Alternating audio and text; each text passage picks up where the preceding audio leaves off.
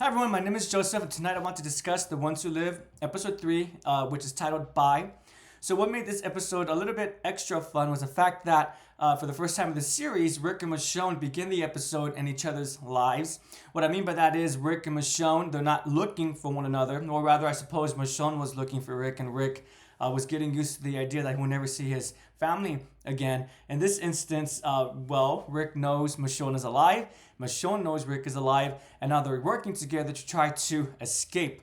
What made this episode so exciting was the fact that despite meeting up with Michonne again, Rick, and again, pardon me, I'm saying again, I haven't seen this so far. Spoilers, everyone hasn't seen this episode yet. But Rick in this episode, although he meets Michonne again, his passion to escape the CRM, it's only reignited for a little bit because he's reminded, to the end of episode 2, Jadis actually approaches Rick and asks him what is he doing. Rick is reminded that he can't leave. If he does end up leaving, it's only clear and obvious he left because of Michonne. And although they being Rick and Michonne, have given Michonne an alias, a fake name, I believe it's, fortunately I can't recall the fake name, what it is, Pauline or something like that. Jadis knows the truth. That's Michonne. And she also states that with Rick and Michonne working together, she's aware that they could get anything done. Anything is possible. So because of that, Jadis has to unfortunately rein Rick back, and it works. He actually comes up with an excellent plan, and as a viewer, it actually did shock me because it looked like he was going to leave with Michonne, but as it turns out, the plan was actually to have Michonne leaving the CRM complex by herself, and Rick left a message for her explaining why he can't come with her. This episode was it was very nerve-wracking just because it felt like Rick and Michonne were constantly walking a tightrope between keeping Michonne's secret, her identity, that she's not a B, she's actually an A, and Rick doing his best to make it seem like he does not know who Michonne is, that they don't have a relationship or a personal history with one another. The show also did a really great job with this episode of pitting Michonne and Rick against one another. And when I say pit, I mean in terms of Rick. For him, he feels like what he needs to do is unfortunately let Michonne and the family go, not because he doesn't love them, but because he loves them. He doesn't want them to suffer, and the rest of the community as well. And for Michonne, her perspective is that she needs to get Rick back home. She doesn't quite fully understand the grasp of how powerful the CRM is. So that's where the pit is coming from, why they're going against one another, not 100% against one another, but one knows that the conflict is because of that. With that being said, one complaint I do have about the show, and this is not in regards to The Ones Who Live, this is actually quite popular in a lot of shows. I wish the characters would communicate. I think if Rick had told Michonne why he can't leave in person instead via the letter, and also emphasize that the CRM is aware of where their Alexandria is at, their personal home, they'll go attack. I think if Michonne was aware of those details, she'll be a little bit more open to leaving Rick. I know that sounds horrible, but I would hope that the story was able to fix that in some way. Not fix, but remedy the situation where Michonne, if she does leave, she realizes that there's another way to fix the situation, which is to change the CRM from the inside. How does she know about that? Well, Rick communicated with her and let her know that Okafor, who is part of the CRM, but understood that it needs to change. The CRM, especially the military, well, that's what the CRM is, right? The military component of it, because one mustn't forget the CN, or the CR, the Civil Republic, is the civilian side, while the CRM is the military side. Besides for Okafor, there might be more who acknowledge and recognize that change needs to occur in order for the CRM to truly be the light of the world. And that's the phrase that they have for the group, the model that they use. So I do wish that Rick communicated that a little bit more better with Michonne. With that being said, though, I did think it was a well done episode. I think there was a lot of anxiety that made one clench their fists a little bit in anticipation of what was to occur. I love how one aspect, there was a number on the wall, 88, I believe it said, or 89. And that was the number of walkers that Rick had killed. I think that's really cool because I think that makes a lot of sense because Rick is going to be frustrated as an individual who wants to escape and go back home, but he keeps being impeded upon. He's going to be quite frustrated. And what better way to take out that frustration than by taking it out on the walkers. Now, part of me, I might be misremembering this, but one element of the show that I also really enjoyed was the fact that when Rick went to go visit it was this episode. There's a portion where Michonne's shown why should she finish consignment? Again, consignment is when the CRM finds individuals out in the wild, they bring them back because they're bees, and they give them the opportunity to work their way up to become citizens of the Civil Republic. And so they demonstrate for Michonne, or rather not just to Michonne, but all new members, why would you want to finish and complete your consignment? Because of the Civil Republic. And they allow them to actually have a little field trip to it. And we find out that Rick also went through something similar. I think they showed Rick's in episode 2 already, but in episode 3 we see that Michonne has her own little trip to the Civil Republic. And it was really, I did enjoy the tidbit of information that we discover how Rick was able to get the pictures of his iPhones or iTouches, whatever they may have been, to have pictures of Michonne, Judith, and Carl. And it was through an artist who utilized iTouches, iPads, iPhones to make those portraits. And it was a cool detail to find out that for Rick, he could never get the portrait for Carl correct, or rather the details for the portrait correctly. And that's why he wasn't able to have a phone or an iPhone iTouch with Carl's picture. I thought that was a very adorable detail to include, and I thought it was cool how he was able to, him be the artist, was able to recognize Michonne, because it shows just how often Rick was hanging out right there.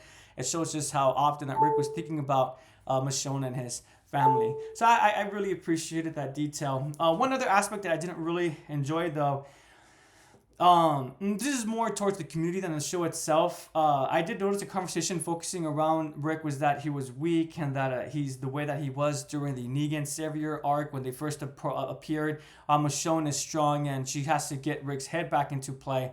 I just feel like any conversation that's going to pit Rick and Michonne against one another, when I say pit, I mean talking about their characterization.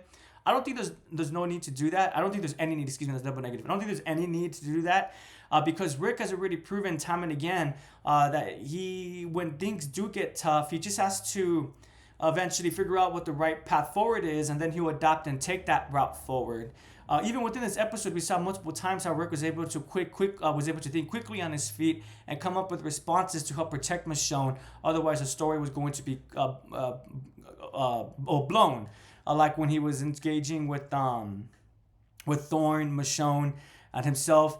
So I just think that there's been a lot of textual evidence from the show to demonstrate that, again, Rick, although it might take him a little bit, eventually he'll recognize the correct way forward and he'll enact that plan. For Michonne, one is to recall that Michonne's only experienced a CRM for, 2 to 3 days. She's not aware about the full military might, and I do want to emphasize military might because the CRM is not just like the Saviors or the Risk Bearers or the Terminus crew, the Termites as the fan calls them. They're not just a group of the Governor's Woodbury. They're not just another group of people with guns. These are people who are trained to use guns. These are people who are trained to use their hands and fists when they don't have guns. We see in episode 1 how Rick is trained how to fight. So the CRM, I mean, they are a military might. They're a military force, and that's just, I would argue, something that Michonne hasn't completely grasped and understood yet. So when it comes to the community, any conversation that try to pit Rick's bravery and confidence versus Michonne, I just think it's counterintuitive to do that. As Jadis herself points it out, Rick and Michonne work the best when they're working together, when they're cooperating, when there's teamwork at play. So since they work best when they're working together, I feel like the community should also discuss Rick and Michonne as two power players who help push the plans forward, not just one who has to take care of the other individual. I would argue they both help one another. They both help one another to be able to complete their goals. I probably have mentioned this before, but that's one of the reasons why I'm a big fan of the movie As Above, So Below. I think that movie does a really good job of emphasizing teamwork rather than I'm smarter than you, listen to me. Well, no, I'm smarter than you. You need to listen to me, right? Hopefully that makes sense. So with all that being said, do I recommend the Ones Who Live episode 3? So far, I know the first episode that I did, the first video I did for the first episode, it was not a review.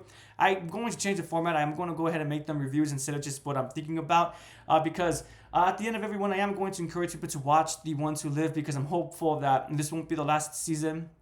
That we are going to get another season, at least one more, because I am a big Rick Grimes fan, and it's been amazing to see him back in his role. Andrew Lincoln back in his role as Rick Grimes, and he really has not forgotten how to portray Grimes on the screen, on the silver screen. The silver screen is for the movie theater, right? I forget what the term is for television screens, but Yeah, it's been such a joy and treat to see Andrew Lincoln back as Rick, and I'm going to go ahead and say it, Danny.